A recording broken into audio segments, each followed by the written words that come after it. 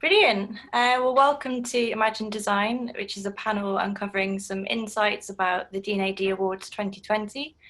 And we'll be talking about some of the projects that caught the judges' attention this year and some wider topics surrounding the field of design. I'm Megan Williams. I'm a writer at Creative Review magazine, and I'll be moderating today.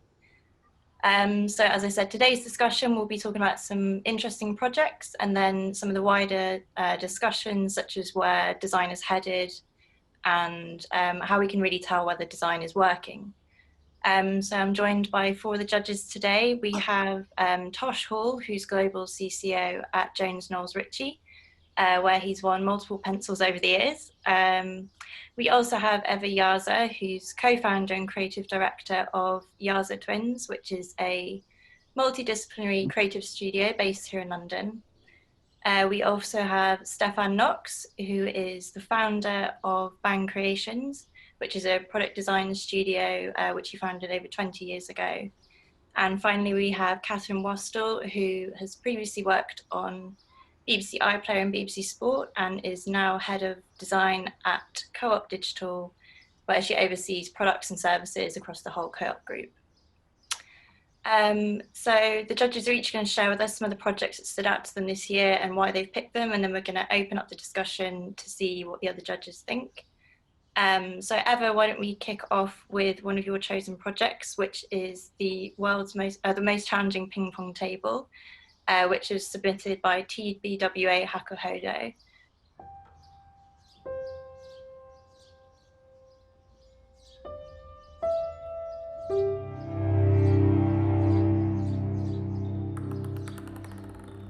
ネットがものすごく遠く感じます。卓球台にしたら自分のコートがすごく長くなる感じですかね。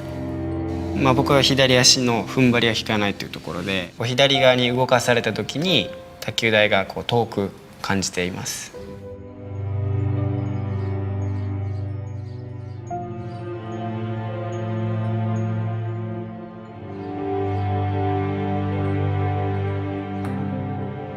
全部で20種類ぐらい、各30個ぐらいはプロトタイプ作りました。この卓球台ですね、リオと同じ技術が使われています。板の層を9層より反りにくい天板というのを作ってます。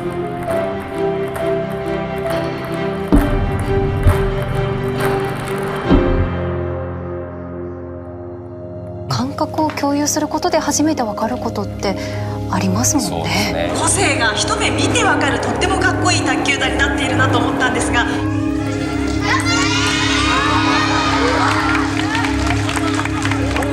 回り込まないと絶対届かないので難しいです。2020年の東京パラリンピックに向けてパラスポーツ選手と相手の気持ちになれるっていうか、こんな視点で見てたんだ。障害者のスポーツっていうのが理解しやすくなるかもしれませんね。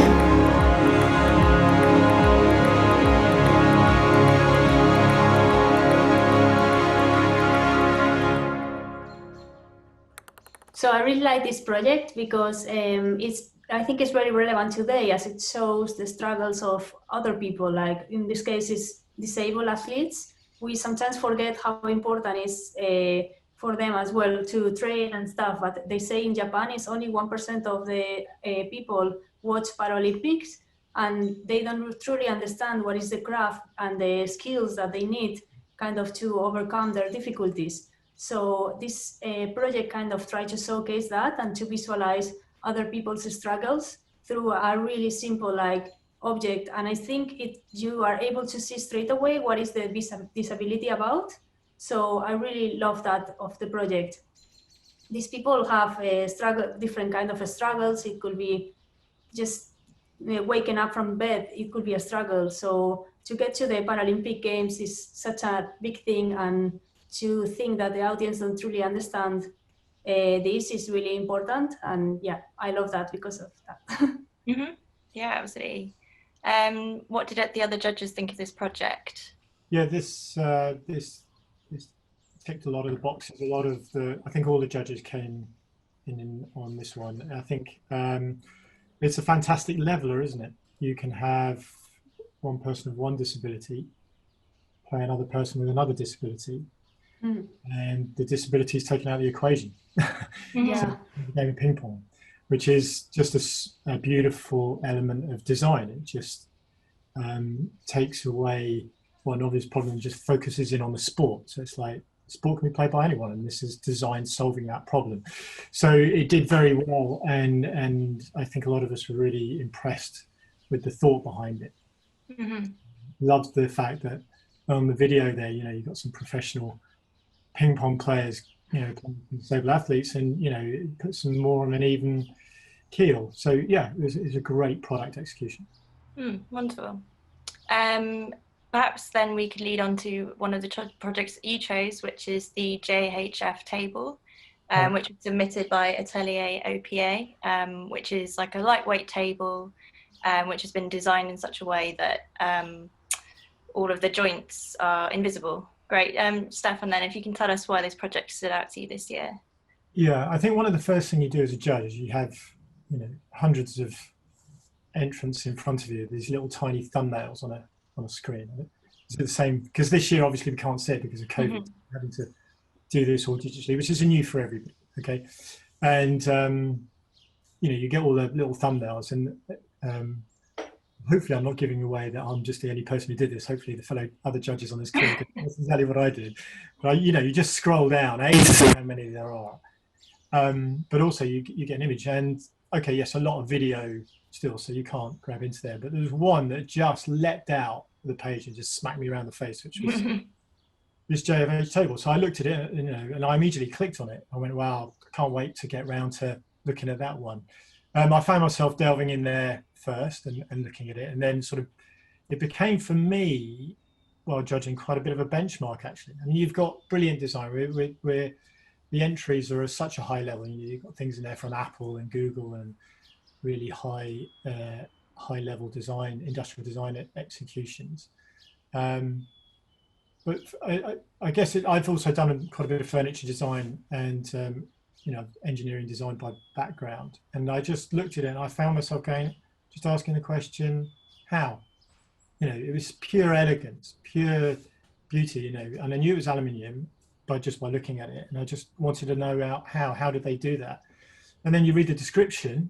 I mean, that's visually how. Then you read the description, you know, I think it's 14 kilograms in weight, is it? I think it's only about $800 or 800 euros, can't remember, in cost. And it can go 2.5 meters by 1 meter, basically 8 by 4 table, thickness 12 mil. So there's some real engineering challenges in there. So what they've done is they've like a honeycomb extruded aluminium. So the tabletop is a honeycomb structure, laminated either side in between two aluminium sheets with an aluminium rim that's been machined around the outside. And that's where quite a lot of people might have stopped. But what they've done is they put these aluminium ingots, which they've cast and machined on the corners. And so as they don't get any visible fixings, which is really, really, I guess Japan just excel at this, right? They put some 700 millimeter M6 rods that go from the floor right the way up through the leg and then tie into that spigot. Okay. And you've got the whole thing now in tension, and all that force is taken out through the tabletop, and there you just look at it, and that's what it is. There is nothing more you can take away from that design to make it look just like that. I just thought, wow, that's just, you know, real good design thinking taken to a brilliant level. But in some ways, when you were describing it, I imagine the most difficult thing to do is the least design possible, and that's the way that this kind of appears. So how does it have this form and structure and ability while being so minimal and having all of the kind of engineering details hidden? I think that's interesting. It'd be nice to see it in person. I bet that was difficult for the product design jury not to be able to touch and feel and experience the products. That must be difficult.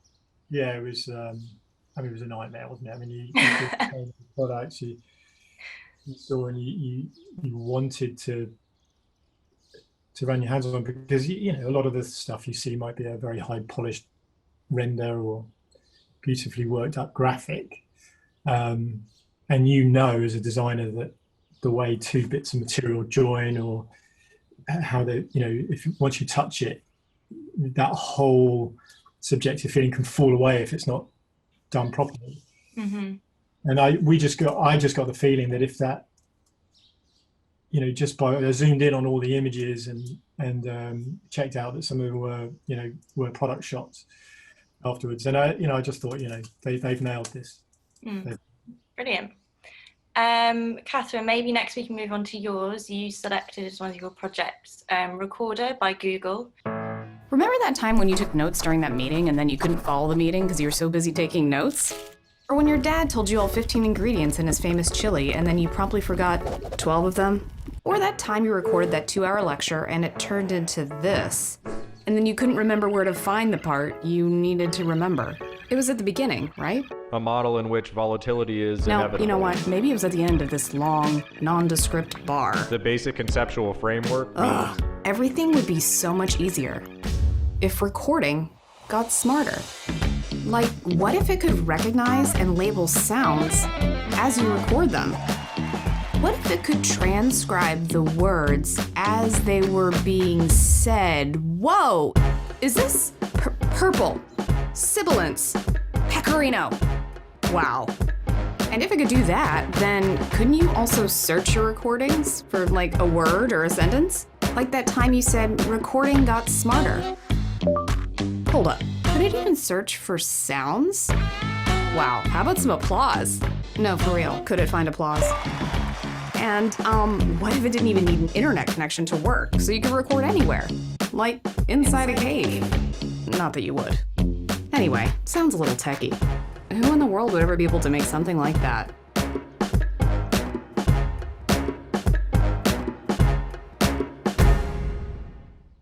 Well, as a journalist, I can immediately see the appeal of something like this. But Catherine, can you talk us through why this project stood out to you? Yeah, I think sort of probably in similarities to the last product, like the really good thing about design sometimes is when there's very little design, or there's very little visible design at least. I think the interface for this is really, really polished, but it kind of gets out of the way and allows you as the user to get on with the thing that you're there to do, which is transcribing whatever it is you've been talking about or listening to. And I think, you know, the first time I saw it, I thought, yeah, it looks great. It's Google, obviously it's going to look great, but it comes down to whether it actually works or not. And I was actually fairly shocked when I saw how quick it was. Like, it actually does transcribe it in real time. And, you know, it's not perfect in terms of transcription, but it is like 90-ish% accurate. Some of the researchers at the co-op team actually use this. So when they're out doing guerrilla research, they use this to record because it is much better than other services they've used to transcribing. And I think actually it's quite mesmerizing to watch it recording and transcribing the words as it is talking through them. And I think going back to the thing about the design, there not being too much of it, it's I think what it's done a good job of is balancing the sort of the polish and the craft, actually making something useful and usable and enjoyable to use. It's a good balance of like a solid functional design, but it's well crafted. And I think the other thing as well that's quite interesting is previously these sort of transcription services were probably used by, I guess, people with specialist jobs, so user researchers, journalists. And I think what this does, although it's only available to like a limited audience within Google, it does start to bring that usefulness of transcribing to a much more wider daily life. So like shopping lists or things you need to do, you know, I can see that starting to play in with voice, and I can see the potential for this growing much bigger than what it currently is with that app. I got a Google 4 and I didn't realize that was really out there, so I'm going to be the first one to do it. It's kind of I only literally took receipt of it last week, but yeah, I really struggle with notes. I don't know how the rest of the judges do it. I've just bought one of those remarkable tablets, which I really find handy, and it links to the PDF. So when I was watching the video, it was closing the loop for me, in as much that, hold on, I can actually record, take that down, transcribe it, and then keep it as notes as well. So, I mean, I haven't actually experienced it, but if it does what it says on the tin, which Catherine's advising me it does, then yeah, I'm pretty interested. Pretty interested in that. Yeah, I think that's, as you say, like that real world usage is really important here when we're talking about design. And I guess speaking of real world, Tosh, that brings us on to one of your projects, Complaints Welcome, which was submitted by For Creative. I'm not homophobic, but do we have to have gay kissing at dinner time? Tell Prue not to talk with her mouth full. So uncouth. He's too posh. Too black. Too much Botox. She looks like Tom Cruise. It wouldn't be so bad if he tried to make himself look like a normal woman. He looks like a walrus. It's boring. Like, Channel 4 is incompetent on many different levels. It's just inappropriate. Alex Brooker's arms make me want to puke. The arms are fine, but the back hair could do with a trim. I mean, this just confirms my suspicion that women aren't funny. Shush! Her outfit is totally inappropriate. Whatever. You know nothing, Jon Snow. They're not real athletes. No. The man's got sausage fingers. Those girls need subtitles. Hardly. Me?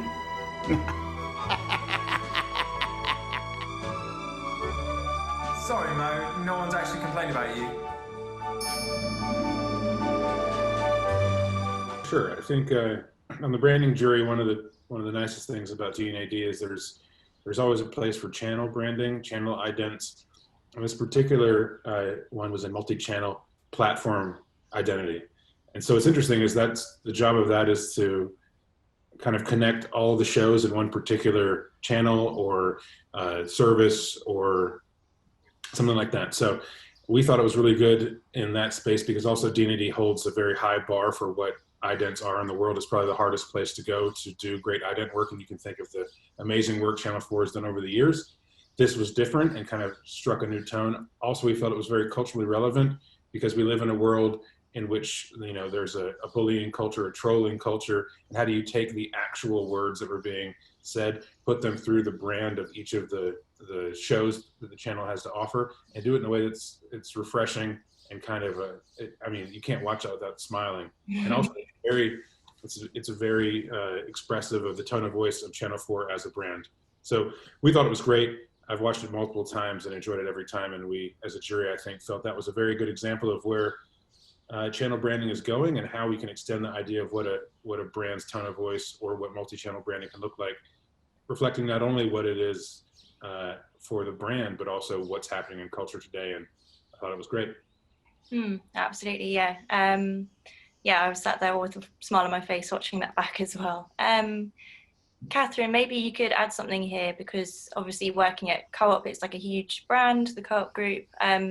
So when somewhere like Channel 4, which is also a huge brand, then undertakes this kind of project, you know, how hard is that to do and pull it off like that? Yeah, I guess being able to create something that, you know, I'm speaking for myself, but people actually enjoy watching and isn't just seen as like advertising or selling something, that's a very, very difficult thing to do, and it feels like they've pulled it off. I mean, I guess I'm not necessarily responsible for the advertising at Co-op, although obviously that's advertising and marketing linking with design, which needs to sort of form the whole customer experience. But I think what they've managed to do that I know Co-op tries to do is create something that's very human and sort of reflects like real people and the real people at Co-op and the real people sort of who watch Channel 4 and are behind Channel 4. Yeah, it's very memorable, that one. Eva, maybe we can come back to one of your projects that you've selected as a bit of a standout this year. You've picked Designing Tokyo, which is a brand film for Mori Building.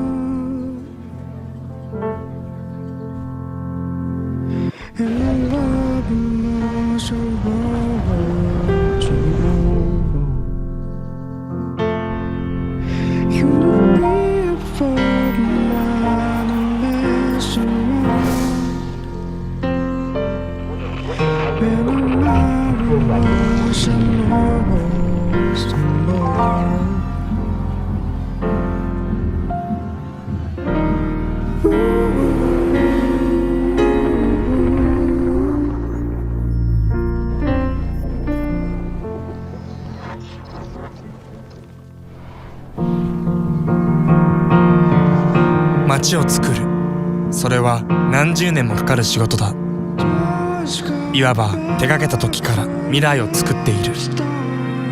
街を作る。それは終わりのない仕事だ。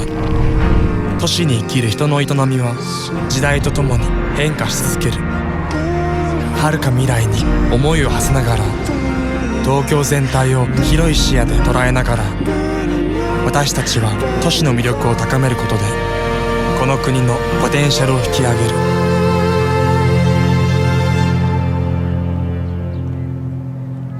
そしてまだどこにもない東京を一つ一つ形にしていく。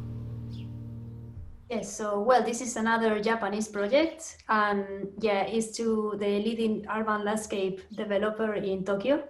And I really pick up because I think it could have been so many things go wrong in an advertisement for a building company, but in this case they made it so well because it's completely kind of challenged the story of the evolution of Tokyo landscape through a builder's perspective.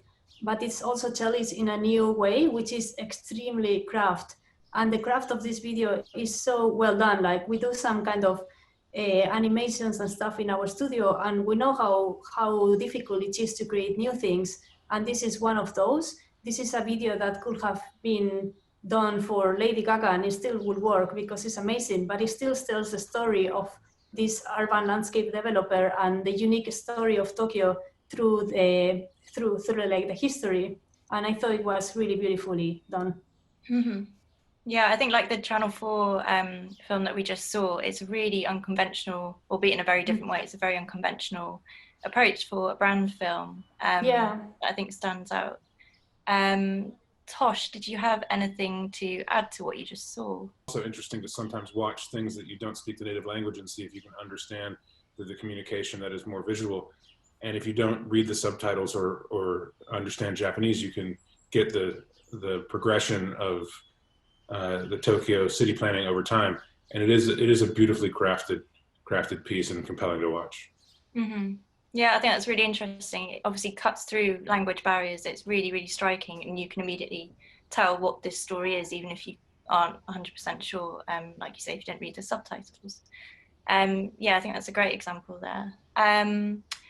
Catherine, maybe we could take another look at one of your other projects that you've chosen to talk about, which is the Volkswagen Road Tales. Once upon a time, car rides used to look like this. But nowadays, they look more like this. So how can Volkswagen help bring imagination back to the backseat? By making children curious to look outside again. That's why we created Snelwegsprookjes, location-based audiobooks that bring the highway to life. Welcome to Snelwegsprookjes. Look outside. Do you see those blades spinning? We're entering the launch platform. Hold on. 3, 2, 1, go! We scanned the entire Dutch highway system to identify thousands of lakes, all kinds of tunnels, windmills, and other landmarks along the road. We turned these ordinary objects into magical chapters in our stories. We used a computer vision algorithm to detect and tag all objects along the highway. These tags were used as triggers that influenced the story in real time. Kids just need to listen. Look at the forest. Do you see the deer? And let their imagination transform their surroundings. We worked in close collaboration with some of the best children's book writers in the Netherlands, who wrote hundreds of modular chapters, all triggered by objects along the road. Since each journey is different, every story is different as well, creating a unique tale for every possible route. In just 4 days, Snelwegsprookjes reached #1 in the Dutch App Store Books category. Daar heb je die stomme meeuw weer. Ik zie de meeuw! With a mobile idea that takes the child's eyes away from their mobile phones, we created 120,000 kilometers worth of imaginative journeys. So Catherine, maybe you could tell us what caught your interest when it came to this project. I think I just found it quite, I guess I've always been interested in those stories that kind of connect up in different ways. You know, you can get those playing cards where you can join them up in any order, and I've always had like a sort of strange fascination with that. And I like the whole idea that story changes every time you listen to it and according to like the real environment that's outside you. And I think it kind of feels quite magical that story that's being told to you is reacting to the real world that you're in. And it felt quite effortless the way that they delivered it. And I think having a 4-year-old child myself, I know how easy or how necessary sometimes it is to give them some sort of digital device that stops them from continually asking you questions or getting really bored. And I think having something that means that actually they're actually going to be looking out of the car windows, and perhaps you don't have to feel quite so guilty about them continually looking at a screen, can only be a good thing. I think I would hope that this helps encourage imagination and creative storytelling, and perhaps encourages children to look out the road and think about new ideas, like beyond this digital service. I think also it's got like huge potential to go beyond this. Like this kind of feels like it's an initial campaign, or it's a small thing, but this has potential to be something much bigger, as like a whole individual digital product or service that I think it could get developed into. And I think, in a similar way to the previous one, and we previously talked about design, it's not just about how it looks or how someone interacts with it. Design in this is about how something functions and how a user or a customer experiences that whole design and that whole product or service. Oh, sorry, carry on. No, sorry, I was going to say the only thing is it only works in Holland, so I've not actually been able to use it. And none of the judges had, but we had quite a few demos that were sent to us by Volkswagen that hopefully brought it to life. And there's a lot of reviews on the internet, so we were able to do a lot of research into it through that. Okay, great. Yeah, Stefan, I was just going to open it up to you, because I know you've obviously had experience working with developing children's toys in the past, so I'd be interested to see what you thought about this project. Yeah, I'm really frustrated. I wasn't a toy designer now, as more than then. I mean, you look at these sort of ideas were sort of floated around. You know, that those crazy ideas were pinned on many a post-it noteboard that we've all been involved in, and it's just so out there in the future. But this is the future. This is fantastic. You know, to have the power of this technology in your car and in your hand. It's a very difficult thing to have done, actually. Being sort of a design engineer, I was sort of going, hold on a moment, that's tricky. You've got to really break that down into many different segments. You've got to concatenate all the bits of the story to make sense. I had to do the same for the Star Wars toys all those years ago, and that was just language, let alone visual content to where you were at a specific point in time. It's quite a challenge there that they've overcome, which I think has been really well executed. And I do hope, you know, as Catherine said, that this really gets taken as a bit of a platform and then evolved out, because we've got to get kids more aware of their surroundings and more imaginative to that, rather than what we feed them, make them look and make them create more. And I think that this is where technologies come round full circle and make toys more toyetic. So I think it's great, really good. Yeah, it's a really interesting project. And Stefan, maybe you could finish up with another project that you thought was interesting, which is Mimico, which was submitted by RGA London. The sniff test. We all do it. Why can't we rely on our food's printed expiry dates? Well, they're just estimates based on worst-case conditions. See this bottle of milk? The date reads October 14th, but it will still be perfectly safe to drink 2 days later. Huh? Even the government admits this is misleading and confusing. Around the world, 1.3 billion tonnes of food and drink is wasted annually. And in prosperous countries like the UK, up to 60% of it is still safe to consume. Once those dates hit, perfectly fresh food gets tossed. If we could verify the freshness of our food, then shelf life dates wouldn't have to be overcautious. Add back just 2 days of safe shelf life to perishable products, and we could cut unnecessary waste in half. Mimico takes the guesswork out of freshness. Just touch the label. Is it smooth? Good, then that milk is still fresh. Or does it feel bumpy? Okay, then it's spoiled. That's easy to understand, and it's accurate to within hours of food spoilage. The Mimico Touch system can be applied as a label or a cap on food packaging. Inside is a bioresponsive gel that reacts at the same rate a particular food spoils.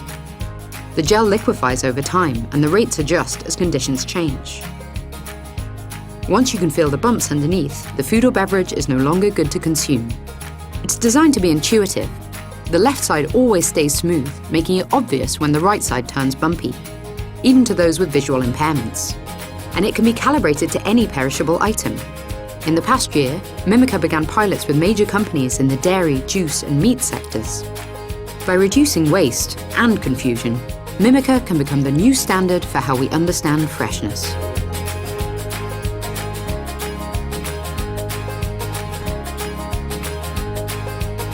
So Stefan, what caught your interest about this project? What couldn't really? This year we were presented a lot of concepts where products were really aimed at, real need and a real good, and this seemed like a perfect execution here. As my name would suggest, sort of European by background, so we buy food, just talking personally now, often, as opposed to buy the whole weekly or 2 weekly shop. And we have run-ins with other families who do this big shop and they just chuck loads of food out, so but we'll just keep doing the sniff test and everything. So it's something that was very personal to me. If you look at the stats, I can't remember, I jotted some down here, but you've got 7 million tons. That's £470 worth per household per year in the UK. Thrown away unnecessarily. It's a huge amount. This is a fantastic product design execution. It's science, communicating well, and apparently it costs about 2p extra on the production line to put onto a product. Now I know it's going to be a real upheaval of actually getting it onto a production line, and the conversations they're probably in right now are how do you actually execute that, because there's a big turmoil in fast food packaging, etc. But if they can overcome that, I think this could be a real ground changer, and I hope it becomes a benchmark. It's a really interesting product, and I think probably quite relevant in the era of coronavirus where people are doing big shops, as you say. So it's very relevant right now. Catherine, just to bring up Co-op again, maybe I know that's a little bit beyond your remit, but obviously, you work in the food and drinks and supermarket sort of sector. So did you have any thoughts on this product and what it could hold in the future? Yeah, so I guess a lot of the focus within Co-op has been around making the packaging more environmentally friendly. And obviously the long-term ambition would be to not have packaging, but within the way that's structured at the moment, that's very, very difficult to do, especially for something that's like a convenience store. But I think anything that reduces that food waste, because actually the amount of food waste, the vast majority of food waste doesn't happen at the supermarkets, it happens in people's homes.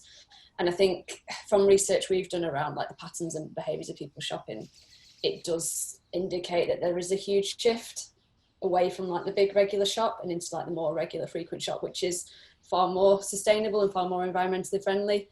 But I think a lot of people are still very much in the mindset of, no, if I'm shopping economically, I do that big shop once every couple of weeks. But actually that's not the reality, and people start to shift away from that. However, with obviously coronavirus recently, that has started to change some of that behaviour and people are moving back to those bigger shops.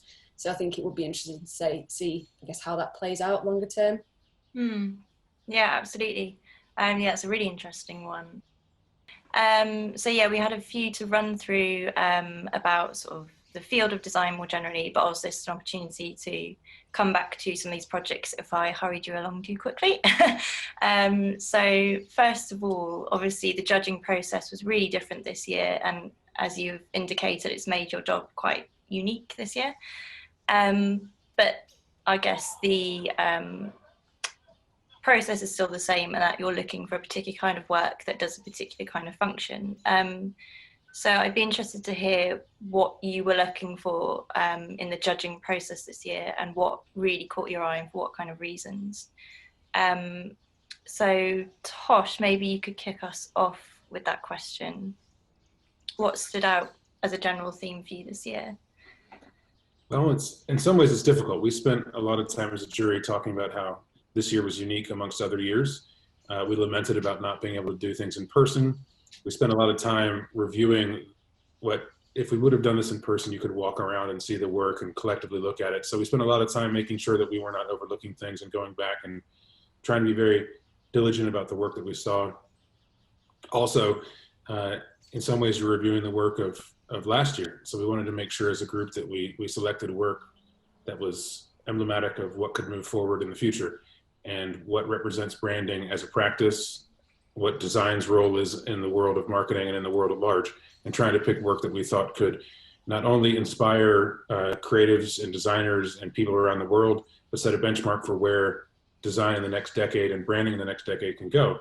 And even though it was reflective of the 2019 work, we were hoping to select something that could give the people that review the D&AD work, and D&AD has been an exemplar of what the best work in the world is, a kind of steer for what the future could be.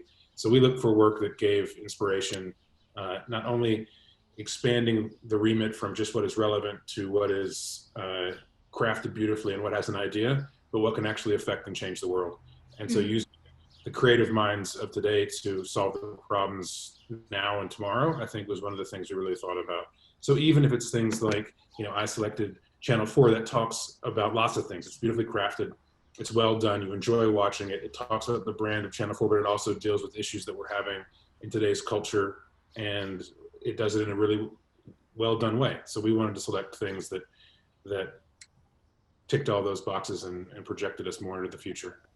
Ava, I was going to ask you the same sort of question, like what kind of projects, when you were judging the whole, doing the judging process, what kind of projects were really standing out to you and that you thought were worthy of, being in the awards?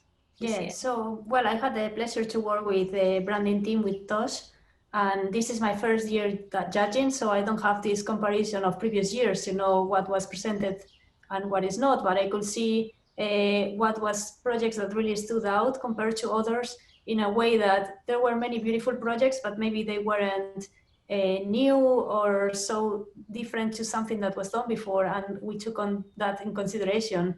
As well as Tosh said, we had to go back a lot to many projects, especially on the print projects, because you don't have them physically. I guess the product designers have the same issue.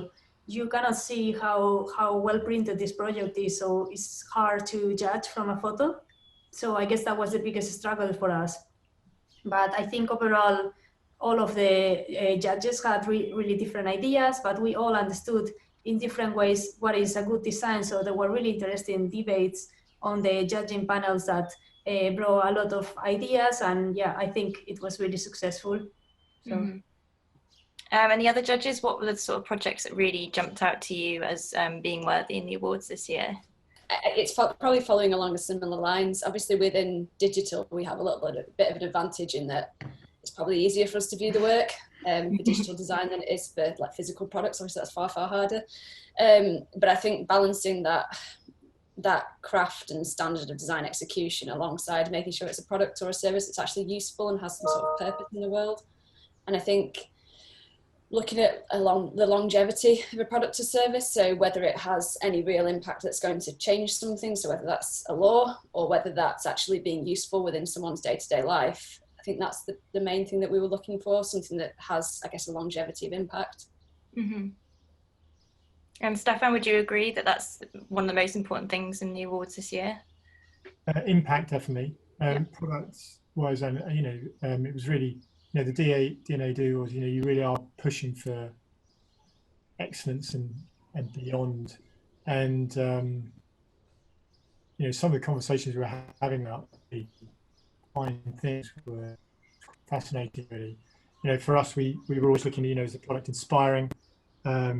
Is it brilliantly executed? And really, most important, is it needed? Is it fit for purpose? Is it what?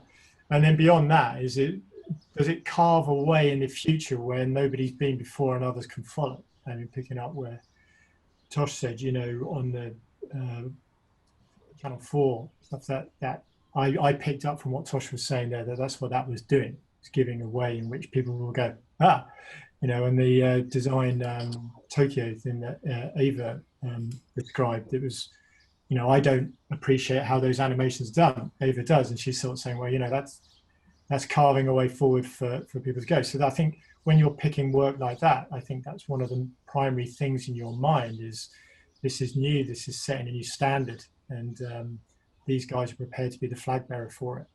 Mm-hmm. I think it was really interesting that quite a few of you selected projects from Japan. Actually, does that sort of represent that Japan sort of marching forward in the design landscape, holding the torch almost? Ava, maybe you selected a few projects. Maybe you can speak to that a little. Yeah, I mean, Japan has always been its own world in itself on a design or technology perspective. So is it forward? I'm not sure. Is it different? Probably yes. And that's what is very interesting, that they do things differently, and that's why it's moved forward, the industry, in my opinion. Mm-hmm. But also what I want to say, like for example, the Recording Google project, I found very interesting. It's a project that you ask yourself, how I didn't have this before, how it didn't exist. And that's the kind of projects that really you want to kind of see in the D&AD Awards, and that's awesome. Yeah, absolutely. And so in terms of when you were judging as well, how important is it to consider, the function of design? Because, I mean, it's very possible now to create something that looks fantastic but might not answer a real world problem. And I guess this is a way of measuring whether design is actually working. Does it answer these specific needs? So is that something that you took into account when judging this year? Catherine, I saw you nodding your head there.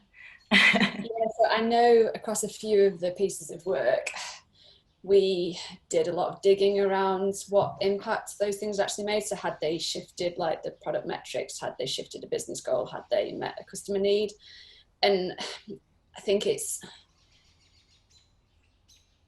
not easy, it's difficult to create a shiny case study, but the thing that's really difficult is making the creating that actual outcome that actually makes a difference to a customer, makes a difference to the business. And I think there was one product in particular that we thought was brilliant, but we just couldn't see what actual difference it had made to that business. We couldn't necessarily see how that had impacted, how that had benefited the customer, how it had benefited the colleagues who worked for that company, and that was why we sort of chose not to put it through any further. Mm-hmm. Yeah, Tosh, did you have anything to add to that? Making sure that design, particularly when judging it, is answering a real world problem.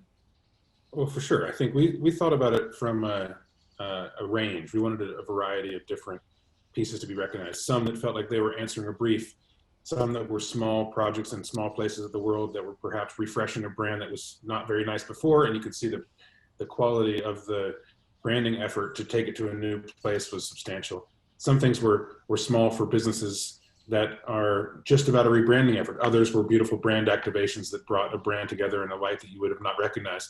Others were very progressive, challenging world issues and using design to solve products and consumer issues and societal issues. So we wanted to make sure there was a range, not just that you could imagine from one small studio getting a brief to do a new logo to someone trying to tackle a major societal issue through design. So we wanted a full range of things. And so all of them were based on perhaps what design can do and how you can solve a problem, whether it be big or small.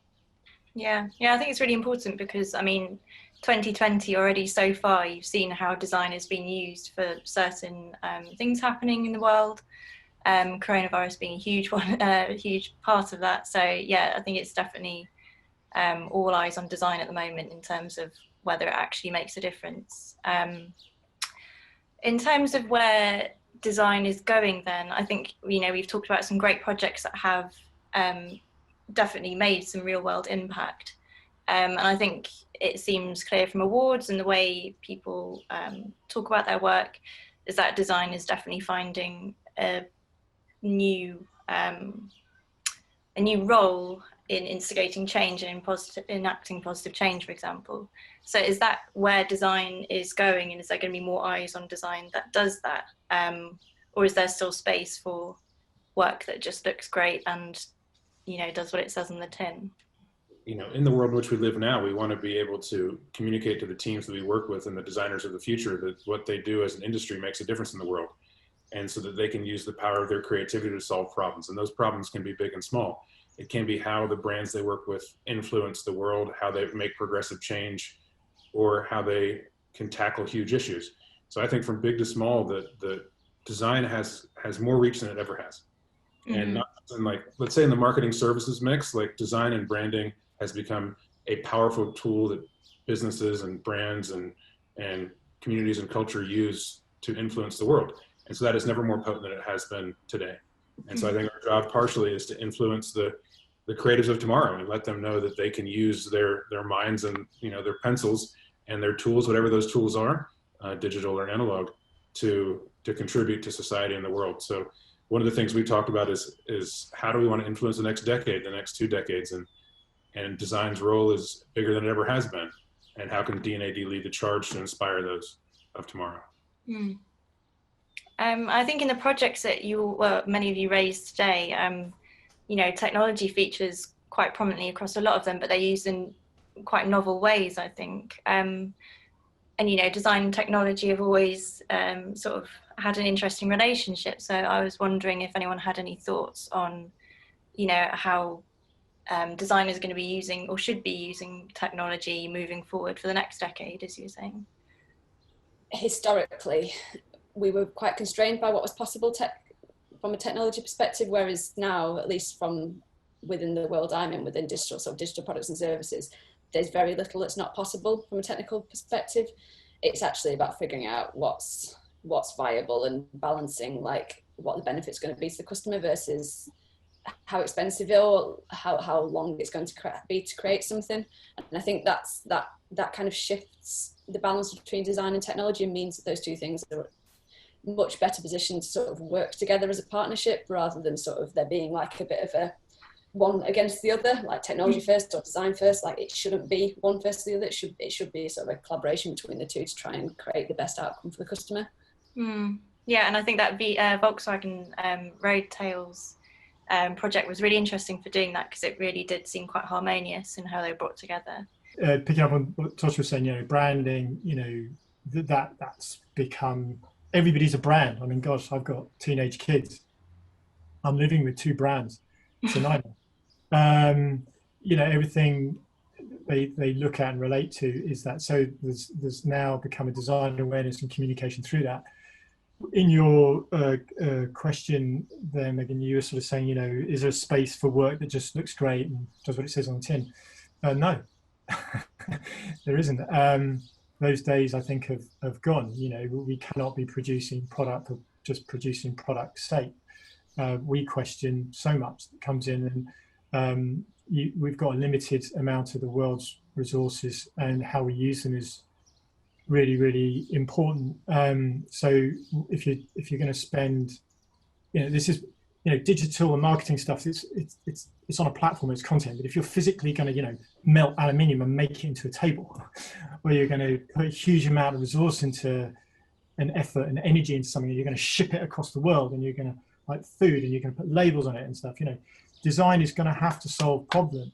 So you can't just do it for doing sake anymore. You know, long gone are the 80s and the early 90s, where it's like, oh, we're just going to do a nice translucent plastic housing on this electronic housing, and woo, it's the new thing. And that's what it was. You know, that was, you know, industrial designers used to just draw translucent things and make their portfolio look snazzy. You know, we're not looking for that anymore. We're looking for stuff that really solves the problem. And to the point of technology, it's not clunky anymore. I'm looking at some very young faces across the majority. When we started with technology, it was expensive and clunky. It didn't really do the stuff. So, for example, accelerometers, which you have in your phone now, before mobile phones were as prevalent as they are now today, used to cost like $8 to $10 each. Now they're like cents. So when we were doing Star Wars readers and stuff like that, we had to use this technology because it was new and you had to use it. But it was clunky, didn't work very well, and we made a product using it, and it was a lost leader to buy in other stuff. You know, long gone are those days. You don't need that anymore. So technology's version products where we now can work with technology that's seamless, which has made design more user-focused. So we can now go, right, long last, think about it from a user's perspective. What is it they want? Where is it they want to go? And if there's anything peripheral to that, then just get rid of it. You don't need it, because there'll be a solution obviously D&AD has a lot of students following, you know, all the awards and all the work that's featured. So I guess from a student's perspective, what sort of advice would you give them in terms of where they can steer their work in order to be reaching those top levels in the next 5 or 10 years? Constantly question and constantly look. We see quite a bit of new, good talent come through. Having the idea, the big idea, actually quite easy these days. There's lots of big ideas around, but knowing how you can, come up with a solution that would really help somebody. If you can sell that and that focus on that, then you're going to be a designer of the future, in my mind. Brilliant. Tosh, did you have any words of wisdom? Oh, for sure. And so I think a lot of students are uncertain. And in previous years, you could go to the festival and you could see the work. And perhaps we're living through a time right now where young creative people are uncertain about where their future lies. And so it's okay, I think, for them to feel, scared and uncertain. But also they should feel optimistic, because there's never been more of a time where the tools of creativity are democratized. And, Stefan was talking about technology and creativity intersecting in a way that never more can people around the world have more of a voice. And in some ways, you don't need to be in a city center. You don't need to be able to go to a festival. You can enjoy the inspiration and opportunity of the creativity all around the world. And so I would suggest to students that while it feels scary to leave university now and go into the creative world, it will be a great place to be creative. And perhaps now we're in some sort of creative renaissance, and that they should be optimistic about their futures and focus on what they love. And if they do that, I'm sure they'll be recognized at D&AD soon enough. Brilliant. Ava, do you have anything to add? Yes, well, when I was finishing my studies, it was kind of the end of the previous economic crisis. So I nobody's going out as a student and don't find any kind of internships, any jobs, anything. So you have to, my advice to the students who are gonna come out in the same kind of situation will be to really focus on personal projects if they cannot find internships, and to share them. And it's really important to keep working and keep developing the tools. Like maybe you don't know 3D and you need 3D for a project you just had an idea for, but you need to learn the programs. There is a lot of tutorials on YouTube, and you can keep learning all the tools that you may need to build your portfolio. So don't be afraid of that and of sharing what you're doing, and practice makes the master. Mm-hmm. And Catherine, a final piece of wisdom for emerging creatives and designers? I think learning to design across the parts of design that aren't particularly glamorous or aren't particularly the parts that are necessarily customer facing or the shiny bits of it is really important. So, when you look at a whole customer experience, that whole end-to-end journey that a customer goes through, the vast majority parts of that are not necessarily the things that you think of a designer might do. They're not screens, they're not necessarily graphics. They're the experience they might have with a delivery driver, the experience they might have with a customer service, someone from a call center. And I think learning to design systems and learning to design processes and learning to design those in a way that powers the customer experience is a really, really useful tool. And I think I can see that emerging and getting bigger and bigger and bigger and growing in importance. And I think that systems design of being able to connect all those different parts together, that's really, really difficult. I speak from experience at Co-op, and I guess people who understand that are really valuable as designers. Brilliant, yeah. Well, there's loads to get stuck into there. So I think we'll leave it there for today, but thank you everyone for joining me, Tosh, Stefan, Eva and Catherine. And there will be loads of other things to go and read and look up as part of the content series. So loads to keep you busy. So thank you everyone, and we'll leave it there.